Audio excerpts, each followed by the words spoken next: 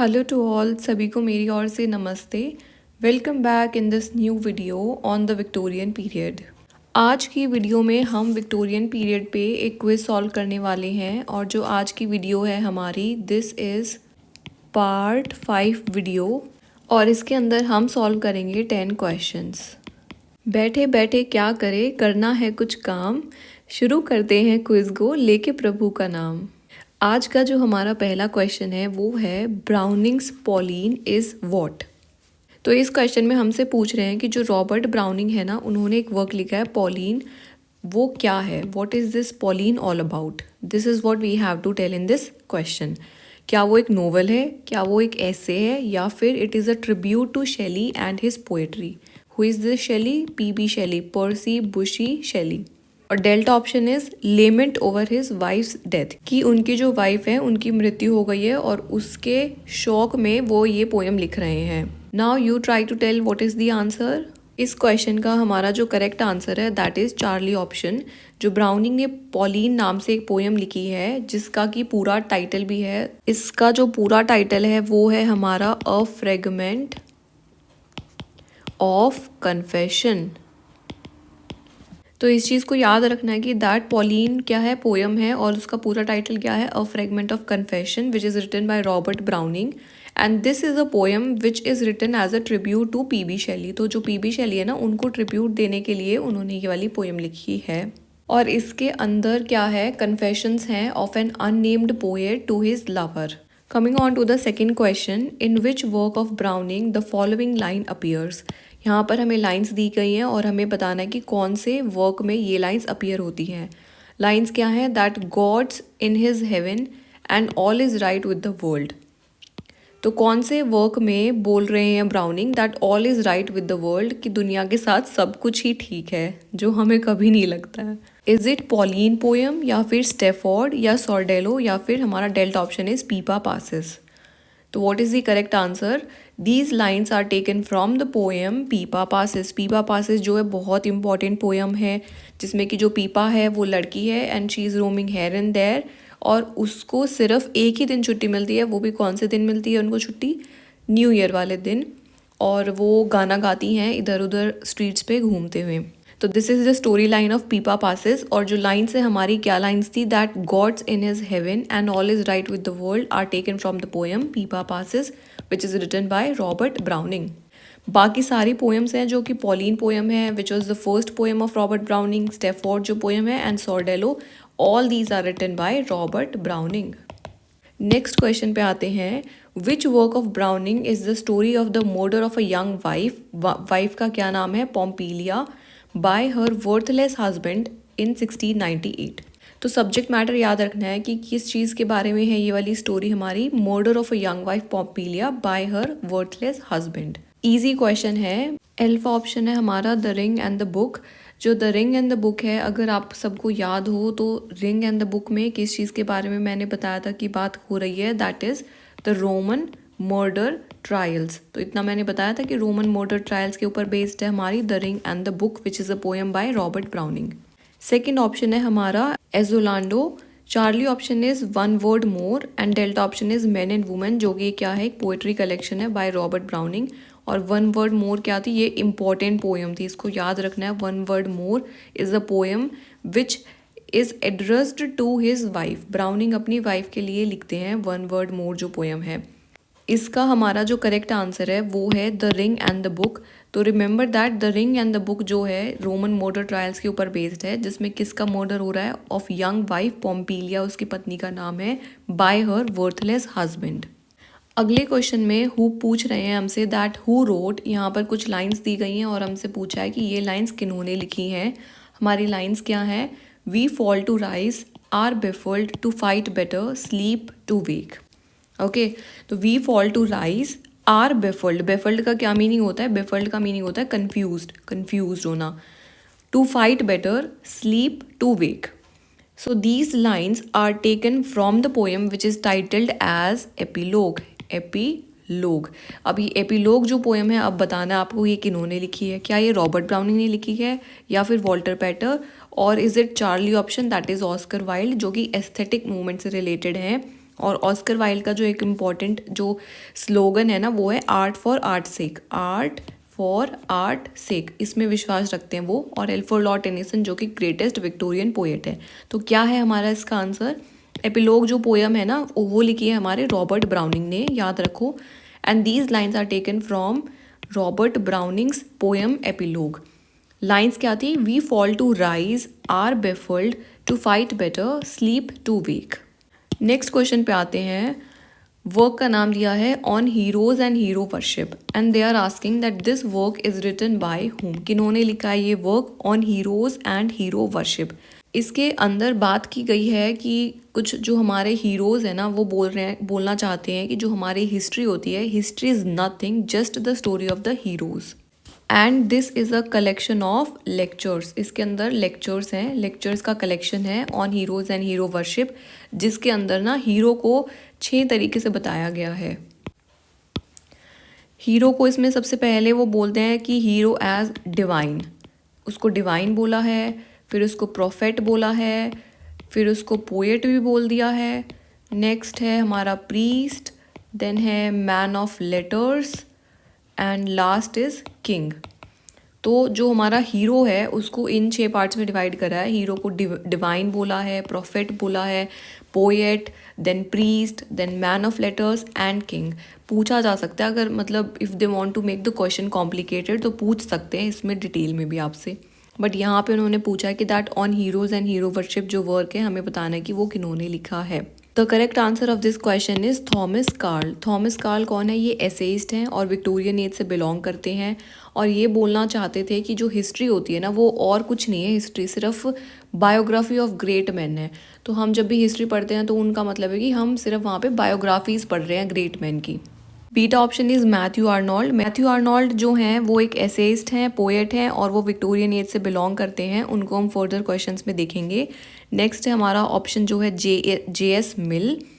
जो जे.एस. मिल है ना ये इंपॉर्टेंट है। जे.एस. मिल है हमारे जॉन स्टुअर्ट मिल और इनका जो एक बहुत बहुत इंपॉर्टेंट वर्क है जो आपको बिल्कुल टिप्स पे रहना चाहिए, that is the subjection of women. The subjection of women and the year is also equally important. Year है इसका 1869, इंपॉर्टेंट है बहुत, इसको यहीं पर याद कर लो कि that J S. Mill has written a work that is titled as the subjection of women published in the year 1869। Very very important. Delta option is John Ruskin. John Ruskin के बारे में अब अगले क्वेश्चन में हम देखेंगे। तो remember that on heroes and hero worship is a work which is written by Thomas Carlyle और इसके अंदर बहुत सारे एसेज हैं, 6 एसेज हैं जिसमें कि वो हीरो को डिवाइन बोलते हैं, प्रॉफिट बोलेंगे, पोएट, प्रीस्ट, पी क्यूब है एंड मैन ऑफ लेटर्स और किंग भी बोलते हैं। Coming on to the next question, यहाँ पे ये कुछ नाम दिया गया है, I am unable to pronounce this, if you can please do. Is a character in, और ये कैरेक्टर का नाम है और हमसे पूछ रहे हैं कि ये कैरेक्टर अपीयर होता है कौन से वर्क में। ये जर्मन प्रोनाउंसिएशन है तो यू गाइस सी दैट। अब हमें बताना है कि ये कैरेक्टर कौन से वर्क में है। पहला जो हमारा ऑप्शन है यूलिसेस। अब यूलिसेस क्या है? मैंने बताया था दैट यूलिसेस क्या है, it is a poem which is written by Alfred Lord Tennyson. ऑल्ट की वाला एल्फ्रेड लॉर्ड टेनिसन ने लिखी हमारी पोएम यूलिसेस और उसके अंदर वो बताते हैं कि जो किंग ऑफ इथाका है यूलिसेस, अब वो ट्रोजन वॉर से वापस आ रहे हैं लेकिन उनका मन नहीं है अपने घर वापस जाने का और वो बहुत ज़्यादा और एडवेंचर्स अपने जीवन में करना चाहते हैं बजाय अपने घर जाने के। और दूसरी तरफ हम लोग हैं जो अपने घर से कभी बाहर ही नहीं निकलना चाहते। Beta option is Amours de Voyage. This is work which is written by Arthur Hugh Clough. किन्होंने लिखा है ये? आर्थर हुग क्लो ने लिखा है। आर्थर हुग क्लो कौन थे? He was a great friend of Matthew Arnold. ये मैथ्यू आर्नोल्ड के दोस्त हैं और हम आगे देखेंगे कि जो मैथ्यू आर्नोल्ड है ना उन्होंने एक एलिजी भी लिखी है इनके लिए। You tell me in the comment section कि उन्होंने मैथ्यू आर्नोल्ड ने कौन सी एलिजी लिखी है on the death of Arthur Hugh Clough. Charlie option है हमारा Sartor Resartus which is very very very important work and this work is written by Thomas Carlyle. Next option is Aurora Leigh. Aurora Leigh क्या है? This is a poem. जो Aurora है इसमें वो एक लड़की है अरोरा ले और ये पोएम लिखी है हमारी एलिजाबेथ बैरेट ब्राउनिंग ने। एलिजाबेथ बैरेट ब्राउनिंग है हमारी रॉबर्ट ब्राउनिंग की वाइफ। अब पूछ रहे हैं कि ये जो जर्मन कैरेक्टर है ना ये कौन से वर्क में है। इसका जो हमारा करेक्ट आंसर है वो है हमारा Sartor Resartus. So remember that Sartor Resartus is a work which is written by Thomas Carlyle, और उसमें से ये जो कैरेक्टर दिया गया है ये लिया गया है हमारा सार्टर सार्टर में से। अब सार्टर सार्टर का मीनिंग क्या होता है? सार्टर सार्टर का मतलब है टेलर्ड रीटेलर्ड, यानी कि ये टेलरिंग के ऊपर वर्क है। इट टॉक्स अबाउट क्लोथ्स, कपड़ों के बारे में बात करता है सार्टर सार्टर जो वर्क है। Coming on to the next question, इसके अंदर हमसे पूछ रहे हैं कि थीम क्या है सार्टर सार्टर की। अभी मैंने बताया पहले सार्टर सार्टर वर्क किन्होंने लिखा है, this is a work written by Thomas Carlyle. अब वो पूछ रहे हैं कि इसकी थीम क्या है। थीम अभी मैंने डिस्कस किया था कि सार्टर सार्टर का मीनिंग क्या है। सबसे पहले बताओ मीनिंग क्या है इसका सार्टर सार्टर का, दैट इज़ टेलर्ड रीटेलर्ड। अब ये किस चीज़ पे बात कर रही है? ये हमारे क्लोथ्स पे ऊपर बात कर रही है, तो इम्पॉर्टेंट है क्वेश्चन एंड ईजी ऑल्सो। तो clothes is the answer. Sartor Sartor की थीम है हमारी clothes which is a work written by Thomas Carlyle. Next question में हमसे पूछा है कि चार्टिज्म जो कि 1840 में पब्लिश करा गया था वॉज रिटन बाय होम। तो ये चार्टिज्म नाम से किन्होंने वर्क लिखा है, या जो भी ऐसे है या पैम्पलेट है, you tell me what is it, और ये किन्होंने लिखा है ये हमसे इसमें पूछ रहे हैं। क्या वो न्यूमैन ने लिखा है या फिर वो जॉन रस्किन ने लिखा है जो कि आर्किटेक्चर से रिलेटेड थे, और जिनका इंपॉर्टेंट वर्क क्या है हमारा जॉन रस्किन का, the 7 lamps of architecture, 7 lamps of architecture. फिर है हमारे थॉमस मैकाउले। मकाउले कौन है? He is famously known for the minute on education जो कि 1835 ईयर में आया था, वेरी वेरी वेरी इंपॉर्टेंट। और डेल्टा ऑप्शन है हमारे Thomas Karl.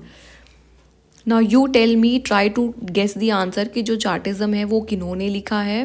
The correct answer of this question is Thomas Carlyle. Thomas Carlyle is the person who has written the work Chartism. अब जो चार्टिज्म वर्क है ना ये बहुत ज़्यादा इंपॉर्टेंट है, क्योंकि इसी वर्क के अंदर जो हमारे थॉमस कार्ल है उन्होंने एक टर्म कॉइन की है, और ये टर्म बहुत ज़्यादा इंपॉर्टेंट है। वो है हमारी condition of England, condition of England question. Okay, तो this is the term which is coined by Thomas Carlyle in the work Chartism. एक पैम्पलेट निकाला था उन्होंने, और उसमें वो बात करते हैं कंडीशन ऑफ इंग्लैंड क्वेश्चन की। कंडीशन ऑफ इंग्लैंड क्वेश्चन क्या है? It talks about the working class during the industrial revolution. जैसा कि हमें पता है ना, उस टाइम पे इंडस्ट्रियल रेवोल्यूशन पीक पे था उसके, तो जो वर्किंग क्लास होती थी उनके जो कंडीशंस है ना उनके बारे में जो वर्क्स बात कर रहे हैं, तो वो वहाँ से आ रहा है condition of England question. Coming on to the next question, which of the following work was written by Carlyle. अभी थॉमस कार्ल के ऊपर चल रहे हैं क्वेश्चन हमारे, तो वो पूछ रहे हैं कि इनमें से कौन सा वर्क थॉमस कार्ल ने लिखा है। फर्स्ट ऑप्शन देखते हैं हमारा, alpha option is past and present, beta option is Sartor is Sartor. अभी मैंने बताया कि सार्टर इज सार्टर तो बहुत ज़्यादा इंपॉर्टेंट वर्क है, याद रखना थॉमस कार्ल ने लिखा है, तो this is a yes. Charlie option is the French revolution जो कि फ्रेंच रेवोल्यूशन पे बेस्ड है। डेल्टा ऑप्शन बोलता है on heroes and hero worship and the heroic in history. This also we discussed, अभी थोड़ी देर पहले ही डिस्कस करा। तो ये वर्क भी किन्होंने लिखा है? हमारा थॉमस कार्ल ने लिखा है, जो कि हीरोज के बारे में बता रहा है। E option is all of the above. तो अब जैसे कि हमने देखा कि भाई बी और हमारा डेल्टा तो पक्का ही पक्का है, एकदम श्योर ही श्योर है हम इसके लिए, तो हमारा आंसर तो यहाँ पर हो गया E option, that all the works given below are written by Thomas Carlyle. अब remember that past and present जो है ये भी वर्क इन्होंने लिखा है, थॉमस कार्ल ने लिखा है। इसके अंदर वो डिस्कस करते हैं कि जो 19th सेंचुरी की जो ब्रिटिश सोसाइटी है ना वो बहुत ही ज़्यादा चालाक है, ये सब बता रहे हैं। वो क्रिटिसिज्म है of the 19th century British society, और बताते हैं कि जो उनसे पहले की जो हिस्ट्री में जो लोग थे ना वो बहुत ज़्यादा हार्ड वर्किंग होते थे। तो पास्ट और प्रेजेंट को कंपेयर कर रहे हैं, अपने प्रेजेंट को कंपेयर कर रहे हैं, हमारे प्रेजेंट को नहीं, क्योंकि अब तो वो मर चुके हैं ना। तो सार्टर का मैंने बता दिया थीम क्या थी। चार्ली ऑप्शन याद रखना है, द फ्रेंच रेवोल्यूशन जो है this is also work which is written by Thomas Carlyle. इसके अंदर वो फ्रेंच रेवोल्यूशन की हिस्ट्री बता रहे हैं, और बहुत ही बड़ा वर्क है, 3 वॉल्यूम्स में उन्होंने लिखा है, तो पूरा फ्रेंच रेवोल्यूशन के बारे में लिख रहे हैं। और डेल्टा ऑप्शन था on heroes and hero worship, ये भी हम डिस्कस कर चुके हैं। तो remember that all these works are written by whom? Thomas Carlyle. Last question of today's video is 7 lamps of architecture. 7 lamp of architecture was a work which is written by whom?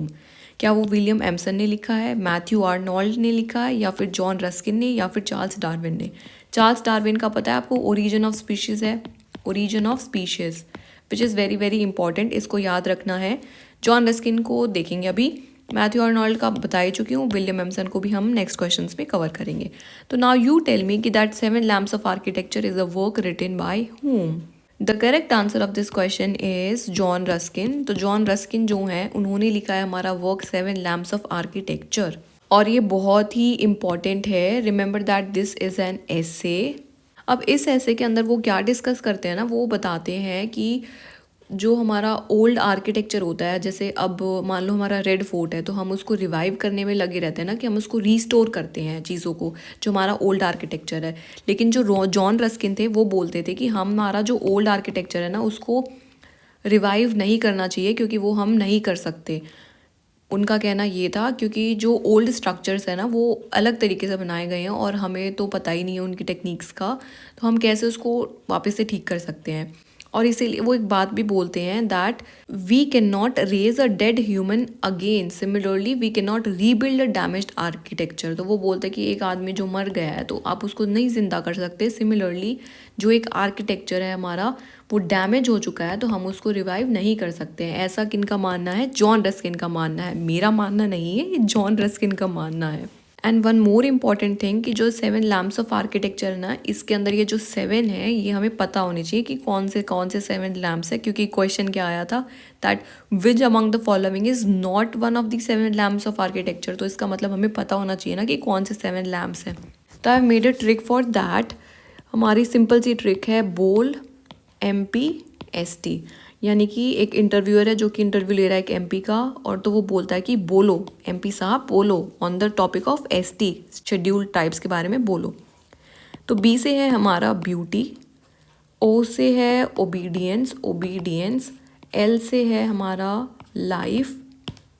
अब next है हमारा M से है हमारा memory and P से power. Last बच गए S और T। S से है हमारा इसमें sacrifice and T for truth.